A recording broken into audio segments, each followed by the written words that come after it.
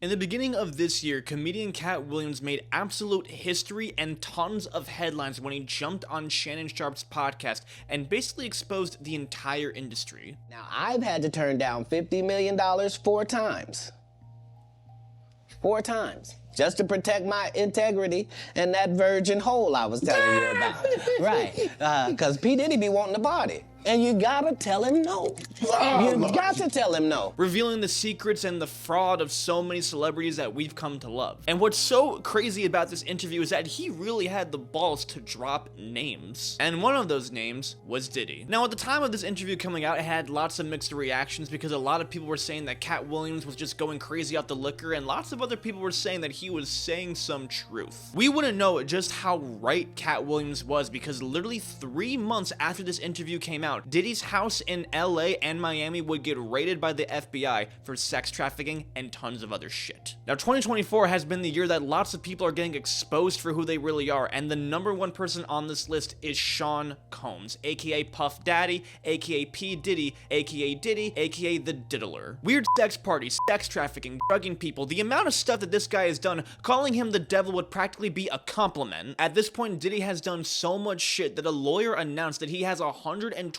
cases against him, with the victims being as 9 years old. You've definitely seen the news about Diddy's insane freak-offs and all this other crazy stuff, but I don't think people genuinely understand the extent of just how fucked up all of this is and what he really was willing to do to keep it all hidden. Because this was happening in front of our noses the entire time. For years, public figures and celebrities have warned us about Diddy, and Diddy has practically said it right in front of us too. When it's all said and done, there will be a lot more people other than Diddy behind those bars. So, let's cut the bullshit and get right into it. Now, Diddy is no stranger to legal problems, or even SA lawsuits, honestly. From beating up Nas's manager to being behind an NYC shooting to possibly even being behind the deaths of Tupac and Biggie, Diddy's got a lot on his plate already. Like, if we just erased the last year altogether, Diddy would still have a wild history. Now, if you want to hear me talk about Diddy's legal past, I actually posted a video about that a couple months ago, so check that out after this one. Now, when getting into the whole nitty-gritty of the entire thing, we have to start with the initial case that started this entire downfall. So this goes all the way back in October of 2023 when Diddy's ex-girlfriend Cassie Ventura filed a lawsuit against Diddy for extremely abusive behavior. Now, you see, Cassie was actually an R&B singer who was discovered by Diddy when she was 19 years old and signed to Bad Boy Records. And eventually, they started dating, while he was damn near almost 40 years old, by the way. So, like, double her age. They dated from 2007 to 2018, and they basically had a combination of a business and lover type relationship. But apparently, those 11 years were a fucking nightmare. According to the lawsuit, Diddy actually took extreme action to control every single moment of Cassie's life. Now, at first it started off by signing her to Bad Boy Records. And then once they started dating, he would pay for all of her cars, clothes, her rent, so this way he basically had full financial control over her. If Cassie didn't do whatever it is that he wanted, he would basically threaten to cut her off financially and also threaten to suppress her music. He provided her with copious amounts of drugs and constantly urged her to take them. And she took so much that her medical records actually show that she suffered extreme memory loss from it. And Diddy knew about this because he had access to those records as well, as part of his extreme operation to control her. But the worst part about the entire thing was his extreme relentless violence towards her. One time, Diddy saw Cassie just simply speaking to another talent agent and then started beating her so relentlessly that she started bleeding from the head. When she started dating rapper Kid Cudi, Diddy blew up Kid Cudi's car to try and scare him away. And Kid Cudi did confirm this himself. There was even an incident caught on a hotel surveillance video where Cassie was trying to escape Diddy's control, and he was so goddamn drunk that he chased her down, threw glass bottles at her, and when he caught up to her, he started beating and kicking her relentlessly. Diddy even tried to bribe the hotel to delete the footage, by the way. But the weirdest part about it was that Diddy constantly forced her to do it with other male escorts while he filmed and pleasured himself to it. Didn't matter if she said no, she had to do it because he had the control. After 11 years, Cassie finally was able to have the guts to actually leave him for good, but when she did,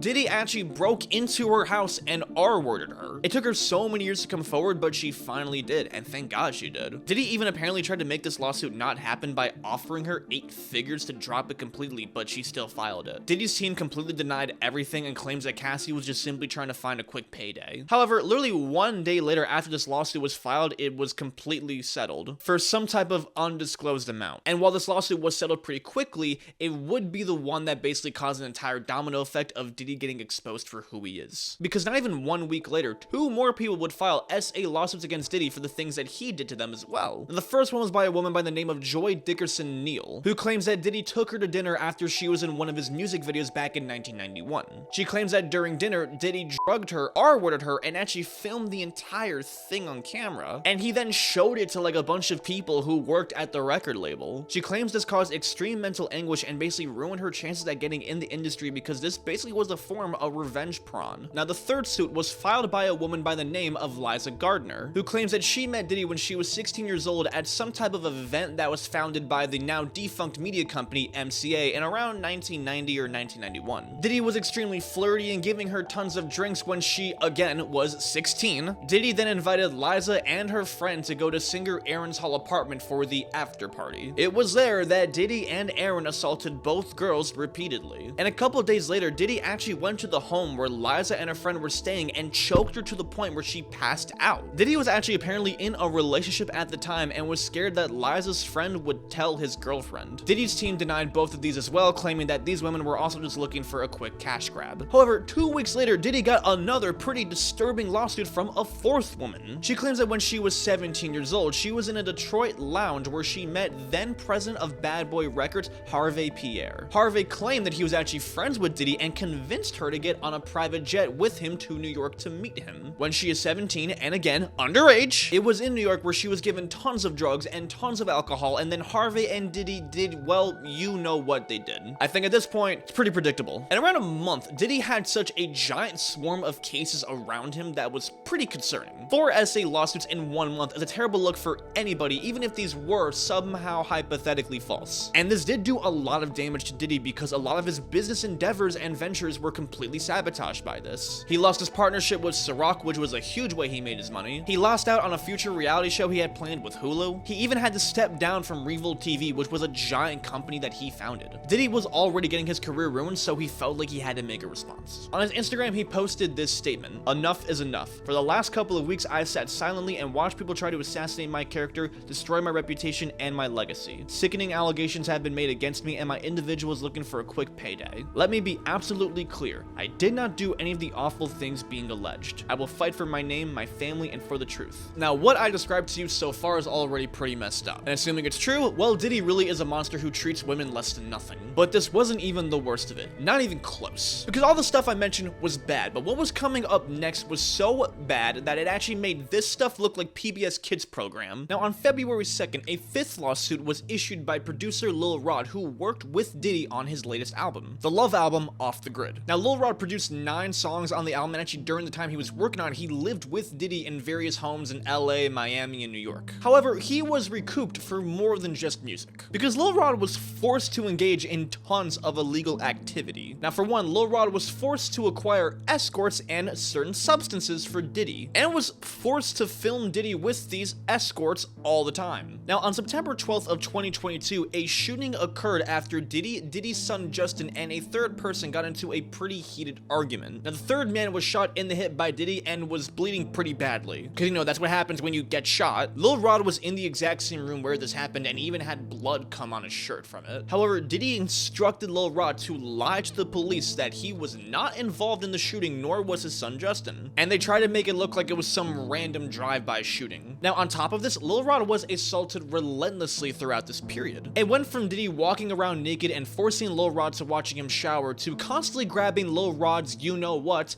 and then making Lil Rod do it with certain people that Diddy was associated with. Now, one of these was the cousin or assistant of rapper Young Miami, and the other person was a very famous producer by the name of Stevie J, who Lil Rod actually looked up to and was very inspired by. Lil Rod was told that if he did it with some of these people, then he would get a Grammy. Rod also talked about how he was taken advantage of by Cuba Gooding Jr. on a yacht when they were both left alone together. The details of that are really gross. Rod was even drugged himself and one day woke up in bed not really knowing what happened with 2 escorts and Diddy himself, clearly not consenting to any of that. Lil Rod also claims that Diddy hosted multiple events where there were escorts and minors in attendance that were being served drugs and alcohol. Diddy in fact actually had specific bottles for the women that were laced. Lil Rod was actually constantly forced to film a ton of this stuff and says that he has hundreds of hours worth of footage of Diddy committing SA, doing it with minors, doing drugs, and just plethora of stuff. Now you see, what Lil Rod was describing was actually the infamous freak-offs that Diddy was hosting. But what exactly were the freak-offs? Now you see, in Hollywood, Diddy had a reputation for being a massive partier, which was mainly because he was the host of the annual white parties. Now this was an annual event that was hosted by Diddy, and the only way you could get in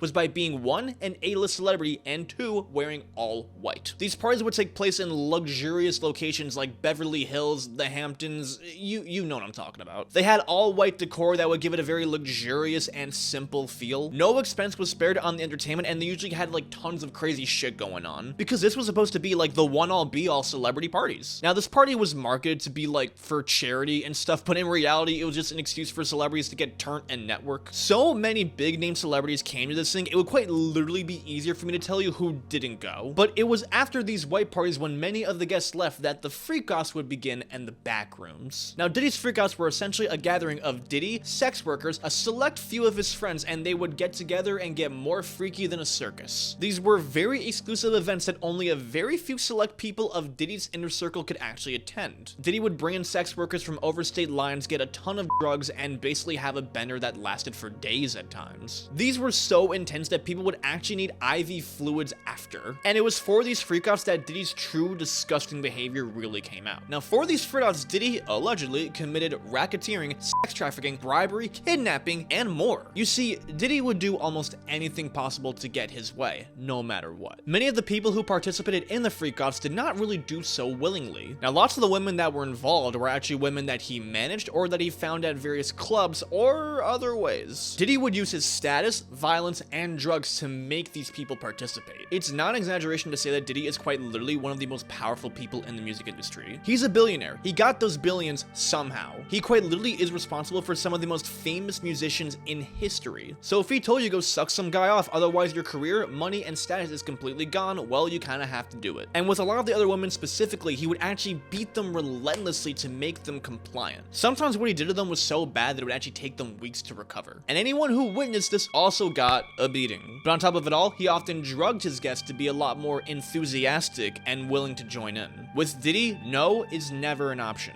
He had no limits when it came to the freak-offs, and even elements of this were actually displayed at his white parties, which were extremely publicized. And Diddy was not alone on this. He was far from alone. Diddy basically slowly constructed an entire empire to make this whole thing happen, and that would constitute as racketeering. So what exactly is racketeering? Well, it's basically when a large organization commits tons of illegal activity for money and or power. This involves a ton of illegal stuff, like selling drugs, sex trafficking, money laundering, murder, illegal gambling, tons of stuff. The most common and famous example is the mafia, where people like John Gotti and Al Capone were found guilty of. It's very, very serious shit, and Diddy's mafia in this case consisted of his team and very big record labels, including Universal Music Group, which is the biggest record label like in the world. They own every single artist that you listen to, as well as Motown Records and Love Records. Diddy was basically working with all these people to lead a secret enterprise. This is where it gets real deep, people. Now, Diddy's associates, or his goons if you will, were actually in charge of handling the logistics, like booking the hotel rooms, getting the drugs, the escorts, and everything else that was needed, which is where Lil Rod unintentionally played a role here. Now, one of the biggest people who played a role in this that no one really is talking about is Christina Karam, who was Diddy's chief of staff. If Diddy is Epstein, this woman is Ghislaine Maxwell. She constantly made sure that Diddy was fed all of his favorite drugs and was high all the time, and even instructed the butlers, the chef, and all of the employees to constantly have drugs on standby. At the party, she made sure that all the celebrities were given drugs, especially the celebrity guests. She also made sure that all the prostitutes, sex workers, and minors were in attendance for Diddy's pleasure. She was essentially either doing the work herself, or she was the head honcho who was instructing other people what to do. In terms of doing the dirty work, producer Stevie J would help get the sex workers, Diddy's son Justin would also get the workers and some of the minors, and Syracuse basketball player Brandon Paul was also Diddy's drug mule. So how exactly were the labels possibly involved in all of this? Well, in multiple different ways. You see, Motown Records and Love Records sponsored multiple album listening parties and writing camps where some of these illegal activities took place. These events were sort of meant to attract innocent and unexperienced musicians who were trying to get experience in the industry. The listening parties specifically was where Diddy had some of these freak-offs. All the stuff I talked about was happening at these events that the labels were hosting. The CEO of Motown Records and the CEO of Universal Music Group actually attended where some of these events were happening too. They either got involved in the illegal activity or they turned a blind eye to it. Even simply knowing about it and pretending like as if it's not happening, that is involvement to a certain degree. It's even speculated the labels actually provided the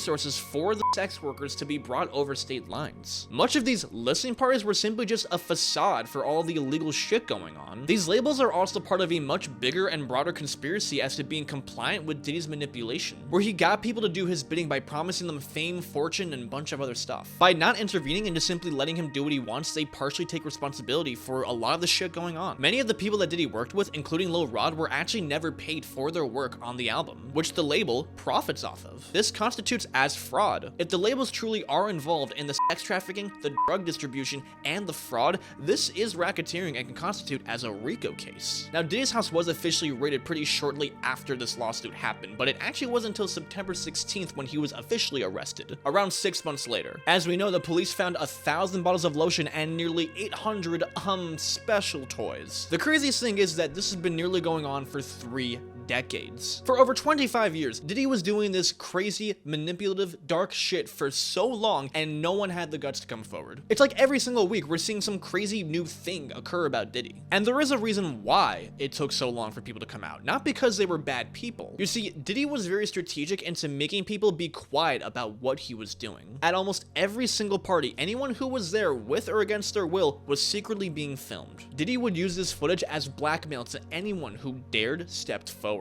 He also had other methods as well, such as his intimidation with his status or using his guns and his goons. Kind of like the same way he blew up Kid Cudi's car to try and scare him away, but he would also try and do the opposite as well, such as giving very generous gifts to make people be compliant. Cassie's case is so important because she really was the one who inspired people to come forward. If it wasn't for her, there's a very good chance that Diddy would still be out right now getting away with it. Cassie herself was one of the people who was forced into these freak-offs, and CNN would later release the footage where Cassie was actually running away from Diddy at that hotel room. This was actually when one of the freak-offs were happening and she was trying to escape. Now that Diddy was arrested, more and more people felt comfortable coming forward with their stories and telling very similar things. Did he drug them, R-word them, and so on. Diddy at this point has so many cases that a lawyer quite literally came out saying that he has 120 cases against him, all SA, with the victims being as young as 9 years old. Literally a fifth of the cases are claiming that they were minors when they were victims. One woman who filed a lawsuit actually worked for Diddy and described the horror of working for him at one of these parties. Originally, she was hired to be a go-go dancer for Diddy's white parties, but once the crowd died down and the freak-offs began, her role changed. Diddy did not instruct but commanded her to do it with a lot of the guests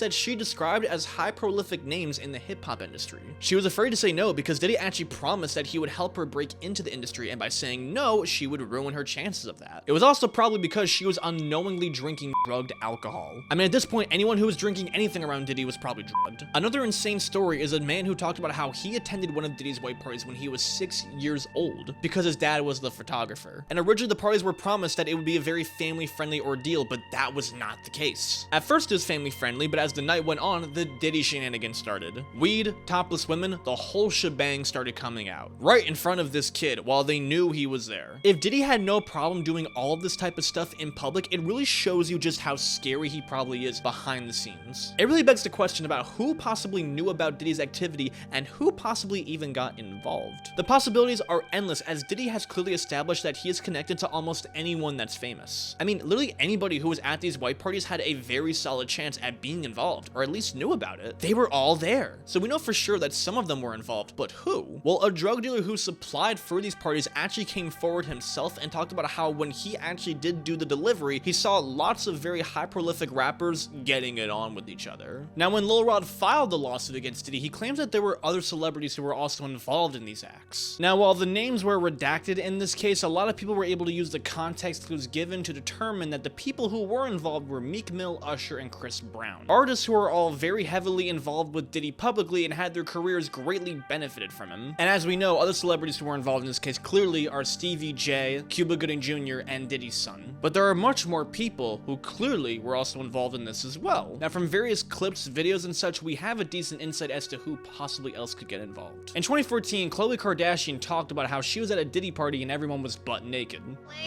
At 5:30 a.m. on this party, I think half the people there were butt naked. You would have loved it. On an episode of Hot Ones, Ashton Kutcher also talked about how he was on an episode of Hot Ones, but kind of seemed reluctant to get into any of the details. Diddy party stories, they're our favorite genre of anecdote, if you have one, yeah. Wow, okay, I've got a lot I can't tell. So, I can't tell that one either. I mean, like actually cycling through them.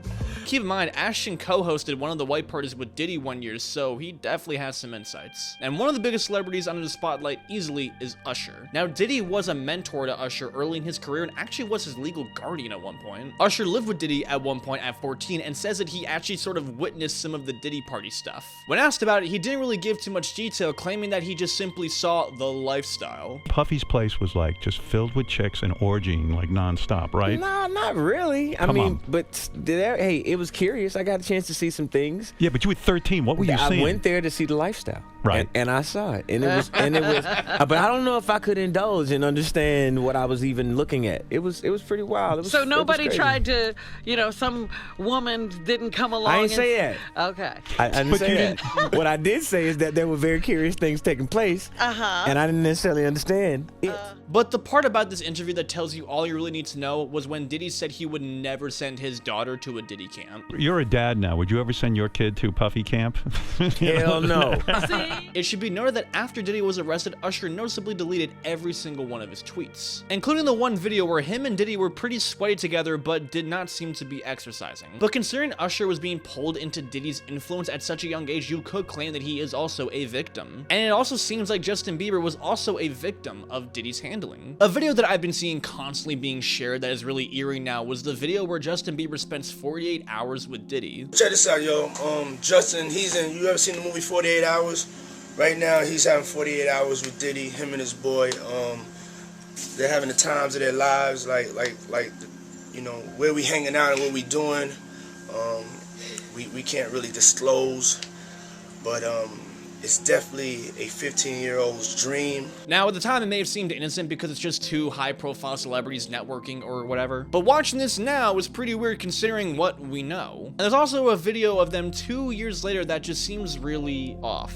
What's up, man? You good? I'm good. How are you? All right, young brother, everything's good? Everything's Selling great. out arenas and everything? Starting to act different, huh?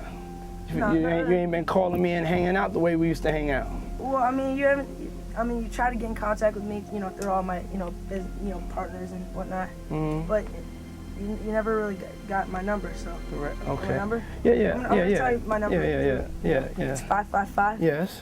Okay. 5555. Okay. 55. You heard that? Diddy was asking Justin Bieber why they never hang out, even though Diddy is like 3 times his age. And in the video, you can see Diddy giving Justin this really menacing and interrogative look. Meanwhile, in the video, Justin Bieber is fidgeting, stuttering, and not making direct eye contact, which really implies that he was really nervous. There's also lots of clips of Justin drinking heavily at Diddy's parties, which also implies that Diddy was the one who got him into drinking. Justin would have some pretty bad issues with alcohol in his life, considering he also got arrested for a DUI, which also probably contributes a lot to Justin's issues. It was hard for me being that young and being in the industry and not knowing where to turn, and everyone, telling me they love me and, just turn their back on you in a second.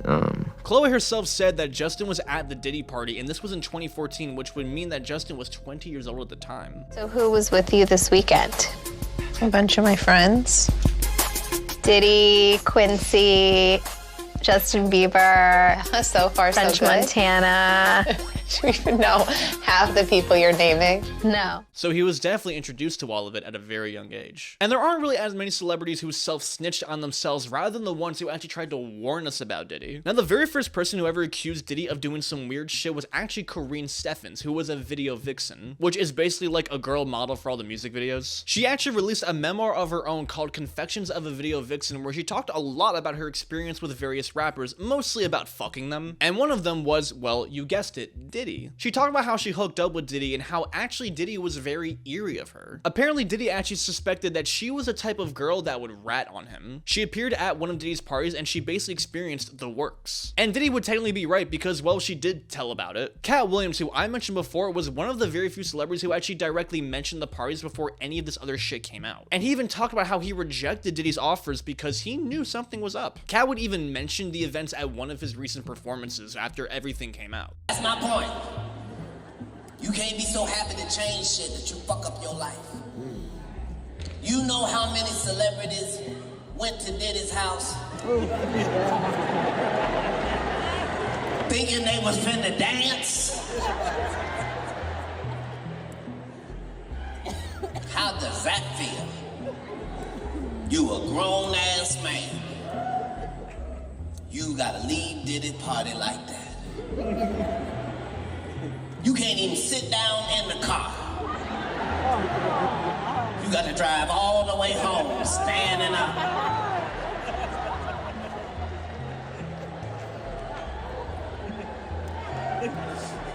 Mark Curry, a rapper who was actually signed to Bad Boy Records, talked about the various weird stuff that was going on with the Diddy parties too. Would they be having them parties where they won't invite you to?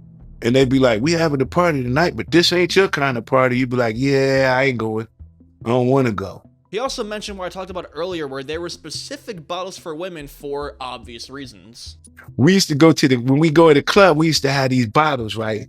And on this bottle, they be regular Moet bottles. On them bottles right there, they've been to have something to make the girls be real slippery and all of this kind of stuff. So when you get up, they be like, don't touch them bottles right there and only drink them bottles right there. So we already knew what the drill was. You just don't mess with them bottles, right? Wendy Williams hinted at the very toxic behavior between Diddy and Cassie on her show at one point. You see, Diddy and Cassie actually did break up for a little bit back in 2015. And Wendy actually kind of like predicted that Cassie would return back to him. Like, Cassie will be back. Mark my word. And Wendy was right in a way, because clearly we saw that Cassie didn't really have a choice. Diddy actually came on the Williams show, and there's actually a clip surfacing around where Diddy talks about how he met Wendy's 16-year-old daughter, and you can clearly see her gulp and get really nervous. As the mother of a now 16-year-old. Who I met backstage, He did? He's a great young man. Oh, thank you. Yeah. You represent a lot. Because clearly she's a little bit scared of how he said that. Aubrey O'Day is a person who worked pretty close with Diddy, and she talked about how it was pretty awful working with him. Now, Aubrey was part of a group called Danity Kane, and they were featured on the show Making the Band, where Diddy sort of coached them. Now, moments in the show got pretty gruesome, but by watching this, you could probably guess it's just some trashy TV stuff. However, Aubrey will reveal this is no act. She would even appear on the TV show The Apprentice, and when Donald Trump asked her about Diddy, she was pretty hesitant to actually talk about him. Working for Diddy for 6 years trained me to have to be perfect. Working for Diddy? Absolutely. I love Diddy. You know, he's a good friend of mine. He's a good guy. He expects. Is he a good guy? I don't want to answer that Oh, question. wow. I think he's a good guy. I'm going to stick up for him. Now, during Kanye's phase of praising a particular mustache man who got rejected from art school, he had a very heated discussion with Diddy. Fella, send me an address. Let's stop playing these internet games and don't feel threatened. You'll be fine. Just love. This ain't a game. I'm gonna use it as an example to show the Jewish people that told you to call me that no one can threaten or influence me. I told you this was war. Now go and get you some business. I'm just trying to talk to you as a black man, and I'm talking to you because this is hurting our people. Stop. Anything you text, I will post. I love you. And you guys are breaking my heart. I accept your apology in advance. As soon as I land, we'll meet face to face. Send me an address. Fella, fuck you. You fed. And the most obvious one and the biggest one is, of course, 50 Cent. 50 and Diddy have a long beef that involves like a ton of shit. It originally started when 50 accused Diddy of being involved in the deaths of Biggie Smalls and Tupac. There's like kind of proof of this, but that's a video for another day. 50 and Diddy would beef relentlessly over the years for a bunch of different reasons. Again, that's its own video for another day, so let me know if you want to see that. And 50 was already aware of Diddy's behavior. Now, Fifth, when you continuously call Puff gay, does that affect your relationships in Hollywood? I don't call him gay. I said, Let me read it, Fifth. Oh my God. Sorry I can no longer help you guys. Soon you will all be gay and happy. You are all now left under leadership of Puffy Daddy. Report to the nearest rainbow. Dinner Thieves in theaters January 19th. That's why he says things. He doesn't even know what he's saying is like fruity. You know what I'm saying? Like, he said something fabulous and he goes, yo, but me and you, we ain't party. Like, we need to party. What is he talking about? That's the kind of stuff that when people say that to me, I get a little uncomfortable. I get uncomfortable. Like he said something to me one time, a long time ago, at Chris Lighty's wedding. He told me he'd take me shopping. I looked at him like, what'd you just say? Let me move, man, before I do something. You're gonna make me mess up the wedding. Oh, that's a nice gesture. Let me get out. No, dude, take me. That's what a guy says to a girl. Now listen, it's 2024. Nothing wrong with being gay. But in the context of Diddy hiding it along with all the weird activity, it's just really weird. 50 basically predicted that this would all come out. And, well, it did. The nigga Puff was like, first he was amping him to get style. Then he was like, yo, so when we gonna get the chance to, to kick it. Like, we could just hang out, nigga. We gotta kick it. This is Puff. Okay. He telling me we gotta kick it and shit. And he was like, yo, why don't we like go shopping or some shit? I mean, like, I pay for it. And I was like, what the fuck this nigga just say? I got the fuck away from him because I was like, this nigga, like, fucking, this nigga just tell me he'd take me shopping. And this is shit that goes on. But there's a little fruit, Puppy's a fruit pile. It's a fruit pile, trust me. You see these little weird ass pictures and shit like that out there, sitting out there for no reason. You don't see accident pictures with me like kissing niggas. Like that doesn't happen by accident. You know what I'm saying? Like, I'm telling you. I'm telling you. Look, later you gonna find out a little shit that I be saying be real. Do you understand what I'm saying? Man, listen, I'm trying to tell you the truth. But the truth, sometimes it hurts. Right. It hurts people and they don't want to hear that shit, but I'm trying to tell you, nigga asked me, could he take me shopping? 50 talked about how he also never, ever went to Diddy's parties because he knew that something was going on low-key. 50 would even reveal that he's making a documentary with Netflix called Diddy Do It. P. Diddy, Puff Daddy, P. Diddy. Yeah. Diddy Do It, right? Yeah. I know He did it. you've been heavy on social media talking about it. He did it. And I'm the only one who's been vocal about this long before it actually. Oh, you've been saying this for a long time now. And then no one was, they're just, why is he saying this? And now it's coming out like crazy. I mean, But I also didn't participate. I also didn't go to those parties. Yeah. So a lot of the celebrity culture that you don't hear saying anything is because they participated to a degree.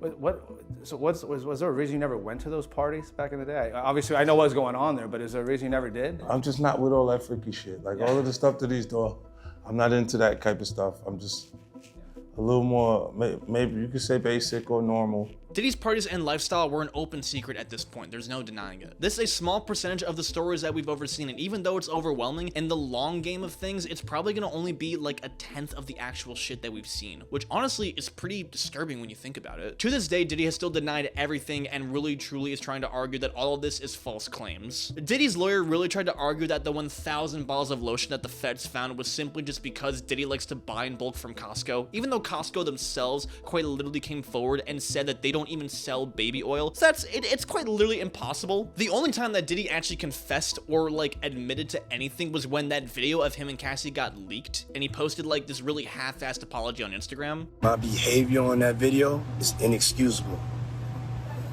I take full responsibility for my actions in that video. I'm disgusted.